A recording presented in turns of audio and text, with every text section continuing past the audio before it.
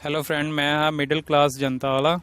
अगर ਤੁਹਾਡੇ ਵੀ ਕੋਈ ਬਿਜ਼ਨਸ ਦੀ ਇਨਕੁਆਇਰੀ ਜਾਂ ਵੀਡੀਓ ਵਗੈਰਾ ਅਪਲੋਡ ਕਰਨਾ ਚਾਹੁੰਦੇ ਹੋ ਤਾਂ ਮੈਨੂੰ ਆਪਣੇ ਈਮੇਲ ਐਡਰੈਸ ਦੇ ਉੱਤੇ ਸੈਂਡ ਕਰ ਦਿੱਤਾ ਜਾਵੇ। ਠੀਕ ਹੈ, ਤੁਸੀਂ ਆਪਣਾ ਉੱਥੇ ਮੋਬਾਈਲ ਨੰਬਰ WhatsApp ਦੇ ਨਾਲ ਸੈਂਡ ਕਰ ਦਿਓ ਤੇ ਮੈਂ ਤੁਹਾਡਾ ਜਿਹੜਾ ਵਾ